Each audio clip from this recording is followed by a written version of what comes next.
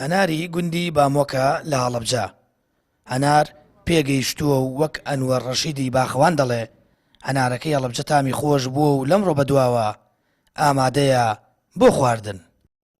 تا بمێنێتەوە باشتر پێگە بەس ئەتر لە مانگیدا سەری مانگیدا یانی ئەخێریدا ئەتر هەناری هەڵەبجە باشە ئەتر لە هەرکۆوە لێی بکەیتەوە باشترە هەم تامەکەی هەم ئاوەکەی هەموو شتێکی باشە بەتەر بۆ خواریزیش بڕوە سەم هەنارانە ئەگەر خوێجی خۆی بێ بینێرێ بۆ خارج باشترە ئێمە کەسمان نییەکەوە لێمان ببرچێتەوە و ئەم هەنارانە تەرتیب بکە بەس خزمەت و چی خۆشی باغەکەیش ئەوەنە خەریکی ماڵی خۆتە بێتەوە خزمەتی ئەم باخیشە بکەیت.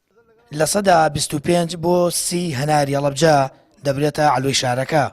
دواتریش ڕەوانەی شار و شارۆچەکانی کوردستان و تەنانەت بۆ عێراق و دەرەوەی عێراقیش هەناری هەڵەبجە هەناردە دەکرێت.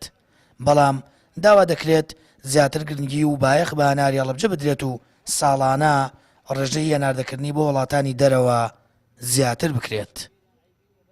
بەڵێ ڕۆژانە هەناری هەڵەبجێتە لایمە بەڵام ڕێژەی زیاتر و سەرەکی بۆ دەروی هەڵەبجە ڕوا بۆ شارەکانی ترە ڕوا بەنسبەت سلێمانی هەولێر ئەلوی هەڵەبجە تا ئەم دەقەیە لە سا 25 بۆ 30 هەناری یەتە ناو لەبەرەوەی دەرچوونمان کەمترە لە شارەکانی تر پێمان خۆشە سەرچاوی شوێنەکە هەڵەبجەیە خەڵک ڕوومان تێکە سیارەکانمان گونجاوە هەنارەکانمان جوانە تەعاملمان لەگەڵ خەڵکە هەموو کەس بێتە شارەکەمان بۆ ئەوی بازرگانی و جوڵە لە شارەکەمانە هەبێت.